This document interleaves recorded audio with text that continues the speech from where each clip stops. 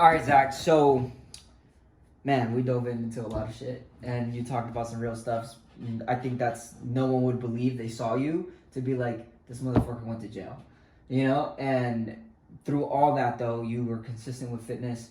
How has that played a role, just overall, just being disciplined, showing up for workouts, even in the worst fucking conditions and environments with other people and all that? You know, just you weren't in the best environment, but you still took those habits and it helped you with the recovery piece. And I want to talk about my part too, but more importantly, how kind of both sides of like, okay, it's healthy to be fit and all this fucking shit, but doesn't always mean that you're gonna be the healthiest motherfucker. Like you can have a facade and look that you're healthy, but you're not mentally, right? So I kind of want you to talk about both sides and how we can relate on that side.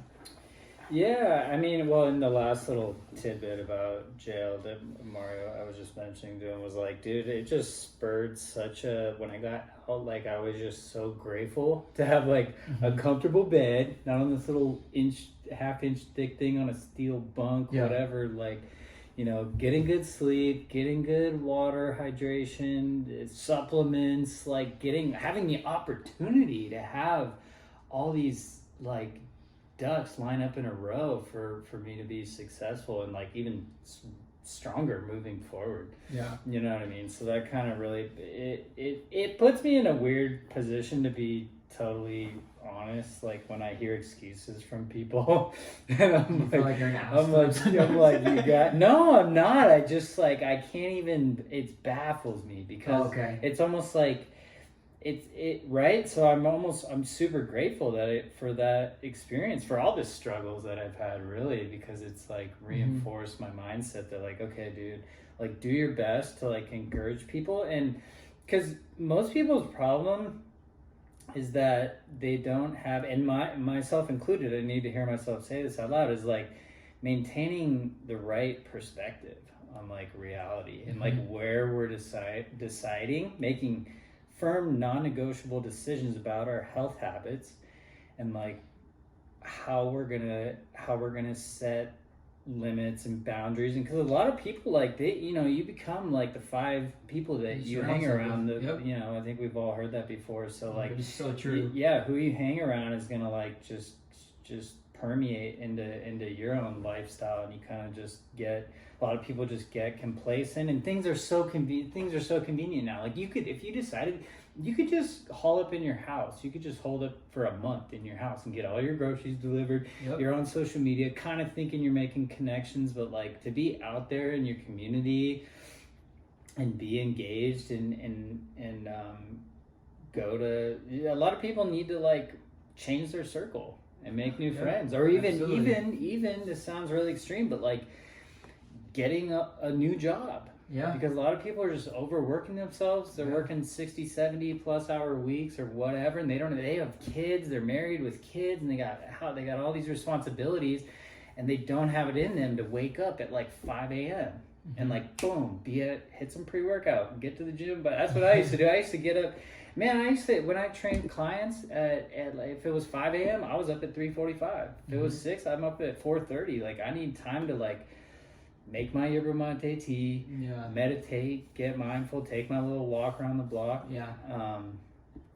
But yeah, it's those. So what about the side? Because you've been ingrained these habits with your dad, and it helped you, but it also made you realize like sometimes you can go a little bit in the darker side with fitness, right? Because I've been there where it's like I took fucking like my addicted tendencies, bro. I was addicted to pre-workout at one point because I was like, oh, it's okay, it's fucking pre-workout. But then I took 8 fucking scoops, and then I almost had a fucking heart attack of C4. Yeah, bro. I took 8 scoops. I was just like, oh, it's not hitting me yet. But that's what I mean about like, no, your tolerance can go up. Yeah, like you could have this body, and you can change your addictions. And I've had all my family members on the other side that I didn't know for a while that were heavy users of meth, alcoholism, and me. I fucking went crazy when I was young. From weed to meth, and then like those fucking huge things. I didn't fuck with the coke stuff, but like it was always like those, and I started very young. And then like then weed helped me kind of like sit her down. I still smoke weed to this day, and it's like kava now. You know, it's like yeah, chill shit. certain people can handle a certain vice or something that makes them a little bit more at ease. But for me, I can't do anything. Like if and admittedly, I probably am guilty of the little bit of little higher doses of pre-workout that aren't necessarily. But for me, like the bipolar. So when I got out of jail, I went to a psychiatrist. I'm like, hey, I think I need to go to some therapy. Yeah. Like let me check all the boxes and leave no stone unturned. So I like, aside from 12 steps, went to therapy, went to a psychologist. She's like, oh yeah, well here we're gonna put you on these kind of mood stabilizers and like. But so there's like, we call it there's hypomanic and hypermania. So hyper, like you're teetering on like being psychotic and kind of delusional and irrational, but hypomania, and I know a lot of successful people that are bipolar, and hypo puts you in this like super focused, you're processing things at like 2x, 5x speed, you're articulating things really well, you're Is just that where you're on at? point. Is that your side? Like right now? No. A little bit. No, but is that the side that you are leaning on? It helps me. That's a unique thing I think that people don't necessarily know about me, is that I like harness that hypomanic state when I'm doing very maximal exertion type lifts or movements or what can kind of like keep me going, right? Like I can go through a day and I can lift, swim, go to yoga, like I can hit that like trifecta and I feel great, and I don't even necessarily I can push off eating until like, you know, have maybe just 2 meals a day, like later in the afternoon, evening. But yeah, I think there's you know, it's definitely ideal for people and myself to be super cognizant of like limits and boundaries. And I mean, I didn't even mention this, but like I went to the wrong chiropractor and ended up with 3 herniated discs. I had to have a lumbar fusion in 2018. Yeah, I remember you telling me that. I tore some ligaments in my hand in a head-on car collision in Salt Lake City. I had to get ligaments repaired in my hand. I ruptured my Achilles in 22. And that's been really hard to rehab, because it's like you can't do too much and too little with, you know, you don't want, it's a very sensitive area. So I have a lot of limitations, and I've been guilty, I think, of going a little overboard, and I pay for it too. Absolutely. You know, as you get older too. Yeah. So what does you redirecting that kind of addictive tendencies that can be good for good, right? But like, what does a healthy obsession look like for you today? I think first and foremost with the nutrition. Like I think everything in our life stems off of sound nutrition practices and optimizing that. So I'm like, every time I get a client, like it's like, boom, are you taking a greens powder is like probably a number one thing for me, close to creatine too, but greens powder, like getting all your micronutrients, insurance, because most people are not taking the time to like even get a frozen bag of veggies and just sauteing those, and so they're missing out on a lot of vitamins and minerals, fiber, and that fiber impacts your gut health. Your gut microbiome needs to be optimized to have your energy, your immune system. Your gut is like your second brain, essentially. So, I mean, I could go through a list of supplements if you want. I mean, so greens powder, creatine, ashwagandha, stress management is another huge, that's a huge thing. If you just have chronic elevated levels of cortisol, it makes it much harder. You don't necessarily, it used to be like school of thought was like, you accumulate, that's what caused you to get fat, accumulate fat. It doesn't necessarily do that, but it kind of, for lack of a better term, like restricts your body. It slows your body's ability to burn the fat. Yeah. So you're maintaining it, and you're like, you could be working out like crazy all the time. You could be eating, you know, decently well, but if you're just like to the gills, stressed, just on high alert all day, nonstop, like it's gonna be hard. Yeah. To shift your body composition to an ideal, you know, leaner muscle mass going on. So. Magnesium too. Yes. Magnesium. You know you're in your 30s when you're talking about magnesium and ashwagandha. Yeah, I take like 600 milligrams of ashwagandha a day is a good dose. 400 of magnesium glycinate, which helps with energy production and kind of managing, optimizing your nervous system and your responses to whatever you're got going throughout the day, because life is stressful. Like life is there's no, you can't escape it, you know what I mean? Like no matter what your profession or whatever you know, if you're, you know, moms moms have a huge job like managing kids. I think they so if I have a mom as a client, you know, I'm like, hey, let's do our best to like, you know, put your kids down pretty early so you can get to bed early, and you put, you know, whatever.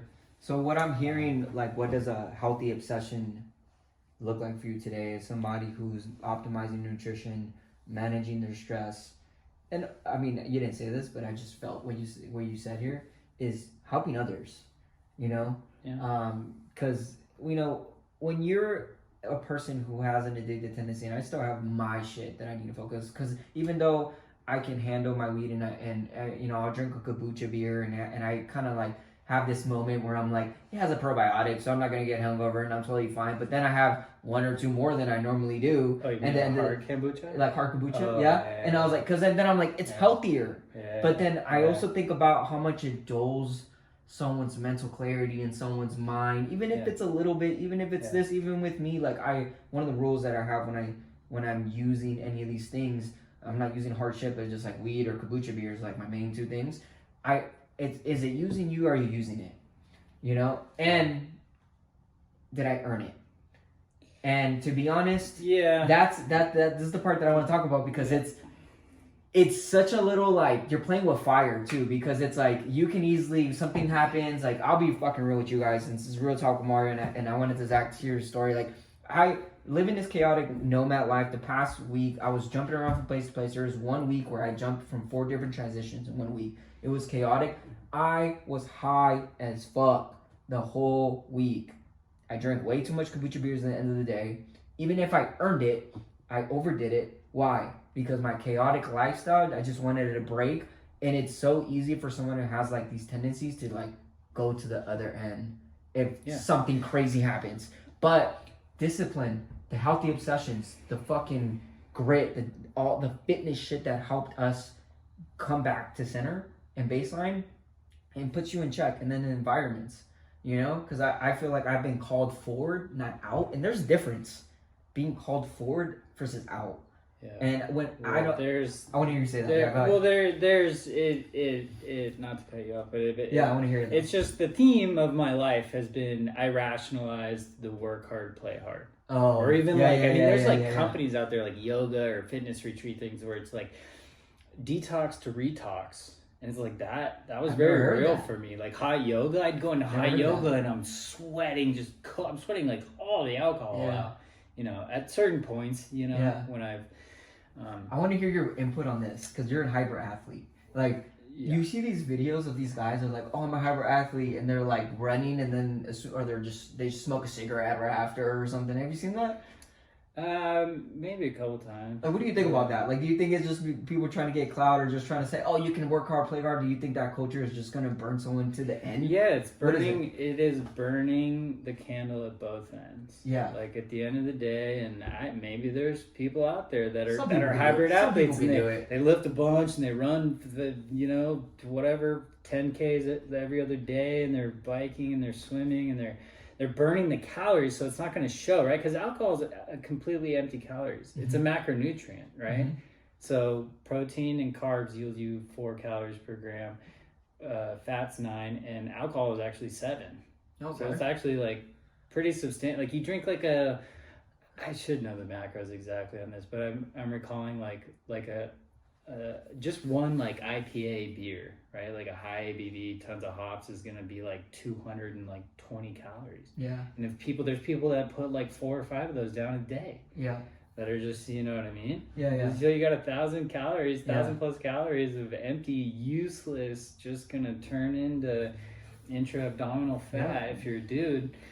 And then they wonder why, you know? It's like, and I did that as I described when I was way younger, and I could, it's like something you can sort of get away with in your 20s, I feel like. Yeah, but like in when your 30s, get older, it's like you turn 30 and it's like, dude, you're not recovering. Like I've had friends that are telling me they're still kind of getting away with the drinking heavier on the weekend, or even they're like, dude, I'll have like 3 or 4 beers and I don't feel awesome the next day. And I'm like, I'm like, I'm so I- relieved. I'm I like, feel that. I don't, you know what I mean? Yeah, Like, I mean, even with somebody who drinks a healthier beer with kombucha beer, and I've never been hungover by drinking kombucha beer.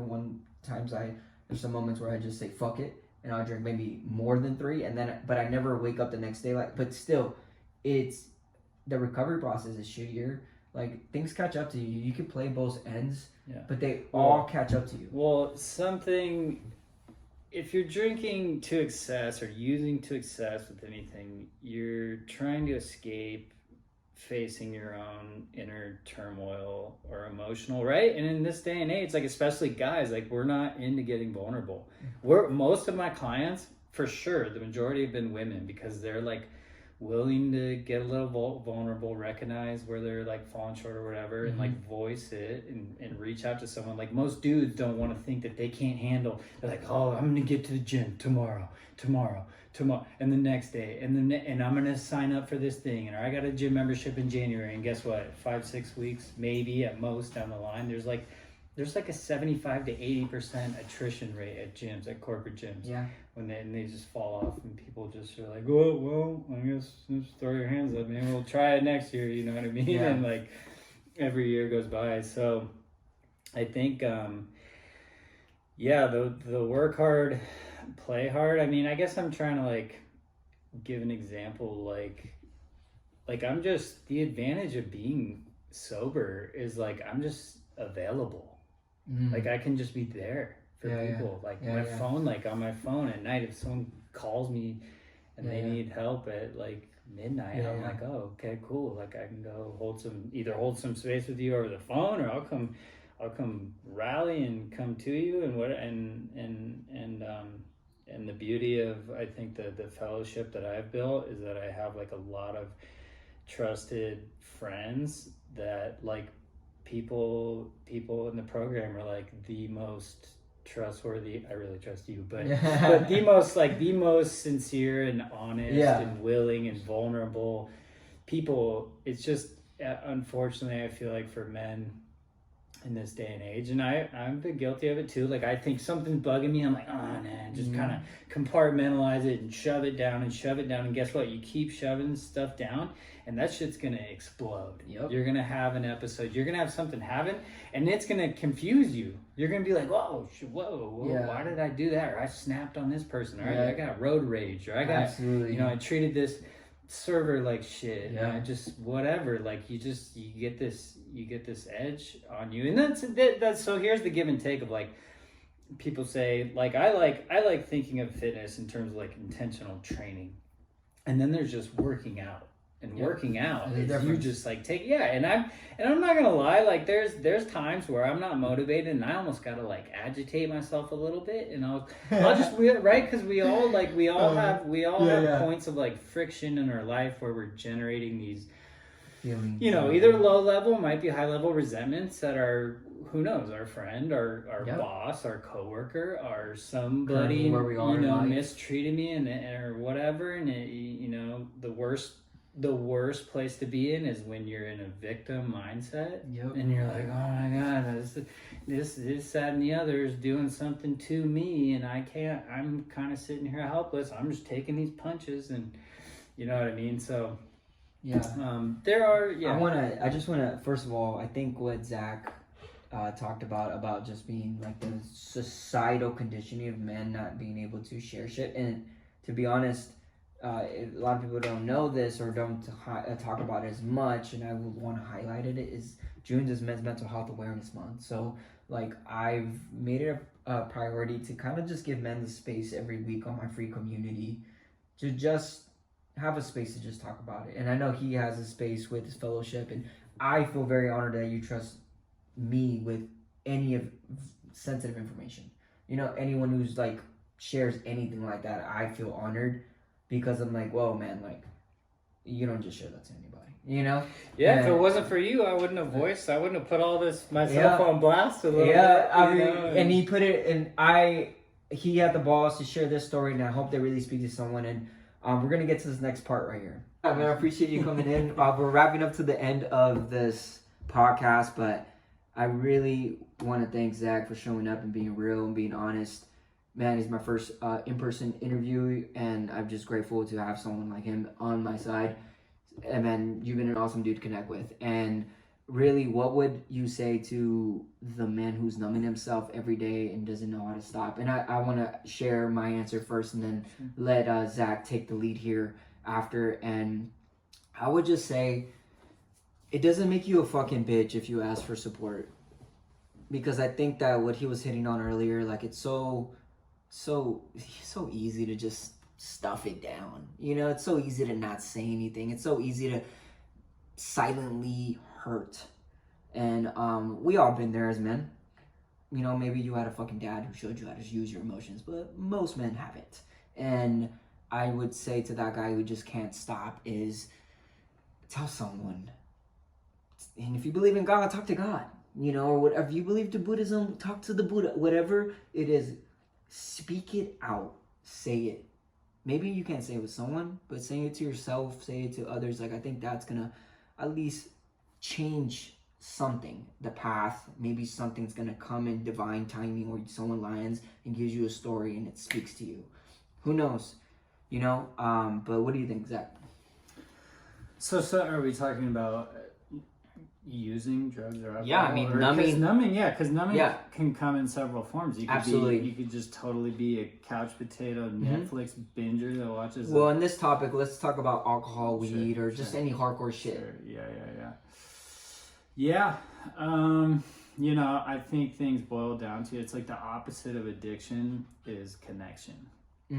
Right? And it's super isolating. So that's the hard part. You're mentally, physically in a hole.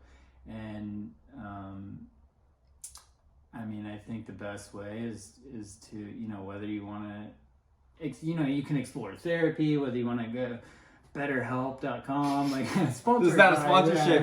This is not I'll be straight up though. I actually did use it, and I got with a pretty solid therapist. Okay. And I used it for a little bit, but I have my other psychiatrist, so I kind of just, you know, I lean on her more. She's known me for 12 years, so you know, I mean, and if a lot of guys are, you know, obviously if you're married or in a relationship, you can start trying to be a little bit more vulnerable with your partner. And because it's hard, as men, we want to be like, you know, providers, protectors, like the rock in the relationship, or whatever the dynamic may be. You know, I'm not going to, I mentioned I'm in 12-step program involvement, and that has helped me. It's not for everyone. Like, everyone, you know, there's what's the Buddhist based, I don't know, it's called like Dharma recovery. Oh yeah. There's just like, make things fun. Like I kind of want to circle back to like, get your body moving. Like, dude, when you get your, like, part of it, here's the deal. So like, in terms of transitioning like an addiction from where I was, from what I've done, sprinkled in throughout my life, that was detrimental, and I've gotten obsessed with fitness. I think just chasing I literally get high.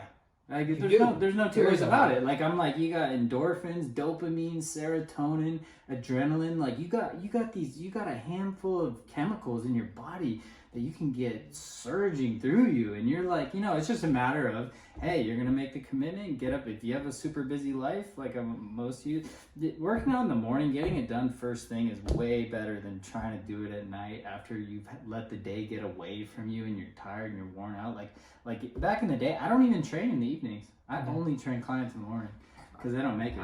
I love working in the mornings only, bro. But it sets you up for like, oh, you tackled this challenging thing. Like, oh, guess what? Like, everything else in your day that follows is gonna feel half as hard. You know what I mean? Yeah. You don't have to freak out about it. Yeah. So basically, anyone who's numbing right now, and we're talking about a lot of shit, but you could be numbing yourself with other shit, right? Other than alcohol and stuff, like, but move your fucking body basically, and find the right therapeutic route that makes sense to you.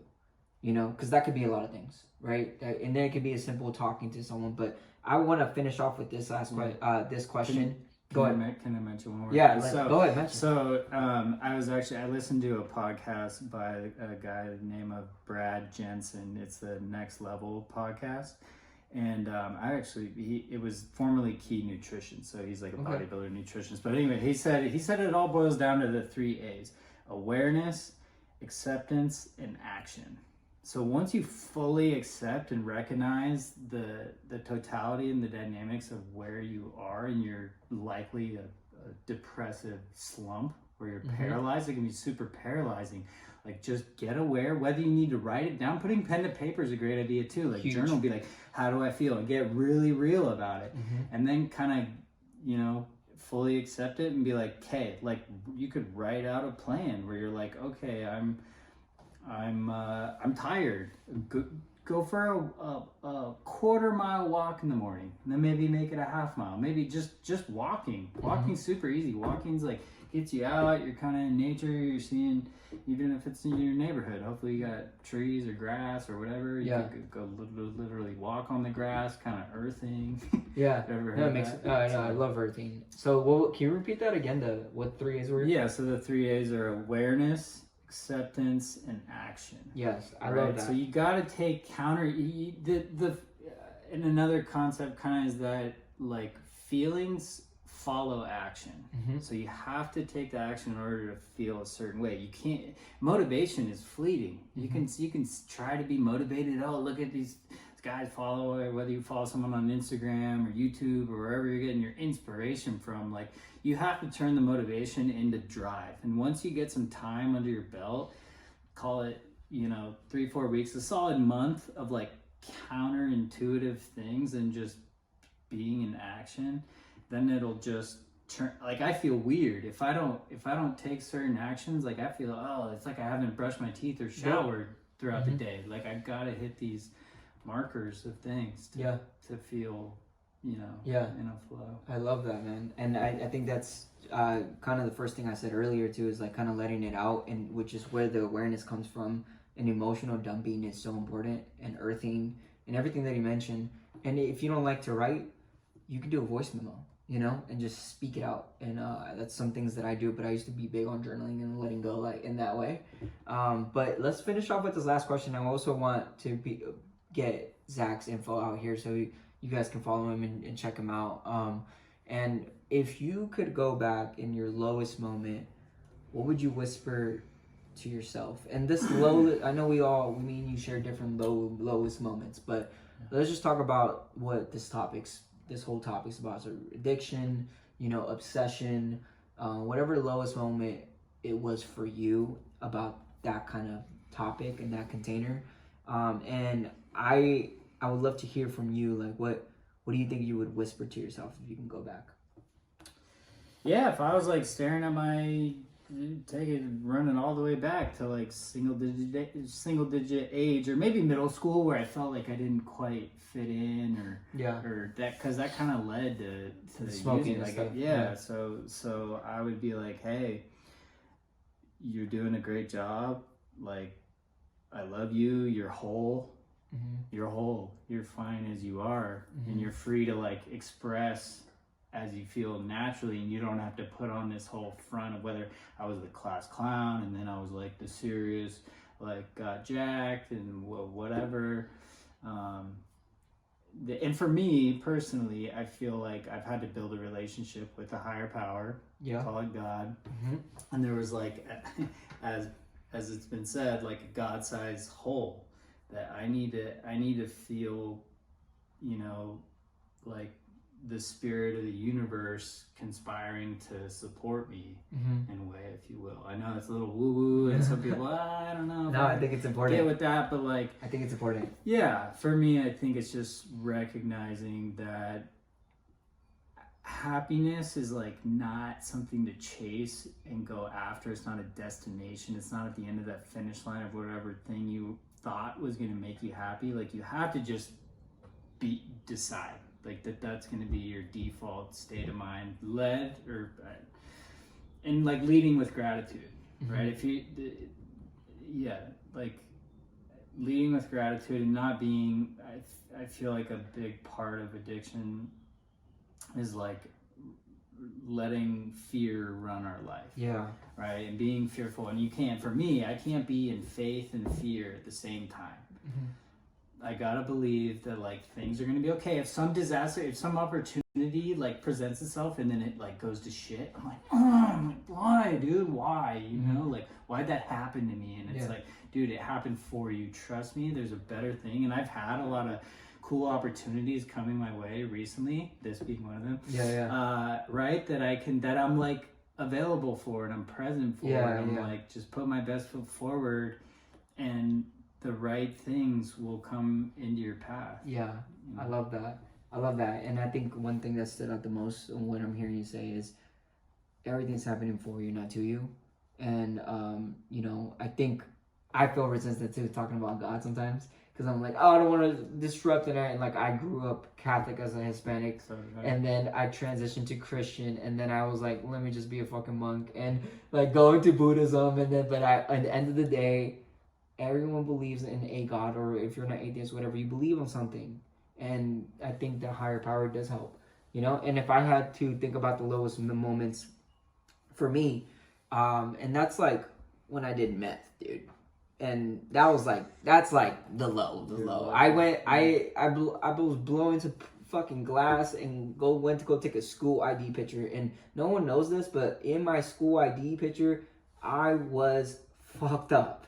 But it was like normal. If you look at the kid, you're just like, that kid's fine, you know? And if I had to tell that kid something right now, and I would say to him, is that you're not a fuck up. You're not a fuck up. You know, you've been dealt with shitty cards, and you just gotta learn how to play with them. And I think that was like the epitome of my whole life. Like, just growing up and dealing with sexual abuse, drug abuse, abusive father, stepfather. My dad wasn't in my life, but like just being, here's your cards, and then like looking at God and be like, why? The same thing, like why is this? Why is that? Why is this happening to me? And I would also tell him what Zack is saying too, like it's happening for you, not to. It's preparing you to be a strong man, and you can't have like a strong character in an easy life. You know, they don't, it's the trade-off. It's the trade-off and you have to accept it. Right. Yeah, and I think just being like rigorously honest with ourselves about what's holding us back and back to the fear, what are we afraid of, what are we, you know, doing something that scares you. Like, I'm not gonna lie, like I was a little nervous coming up here. I was like, oh man, I'm about to peel back all the layers of the onion. And, you know, and it feels good to share it. And some people might judge me and be like, oh, he's like an imposter. He's been this fitness coach and he's, has this history of like self-destructive behavior essentially. But, I had to get really, really honest about like, dude, you're gonna hit a wall. You're gonna fall flat on your face and be just burnt out. And, So I think, just taking it easy on ourselves and having some grace, throughout that process. Yeah. And I really do appreciate you taking the time to doing this, man. That's my longest interview. Well, I mean, my only in-person interview, my longest interview. The core of what Real Talk with Mario is bring your real raw truth to men's work. And you brought that. You brought the real raw truth and the work that men need to be doing, and the honesty. I mean, you right now, you're doing exactly what you would have told your younger self, right? Fucking honest about where I'm at, how I'm handling it, and we need all this structure. So I appreciate anyone listening to this. Zack, where can they tune in and find you, and wherever they can find you? So my brand is Pavel Wellness and Performance, so my website is pavelwellnessandperform.com. It's just a web page to give you a breakdown of kind of my approach and what I offer. My Instagram is ZACK'P. That's ZAACKYP, 2 A's there. So, Yeah, and we'll have some links in below and everything, guys. So thank you so much for this time. If you did take this time, if you made it this far, or you just skipped it all the way through, we appreciate you so much. Love.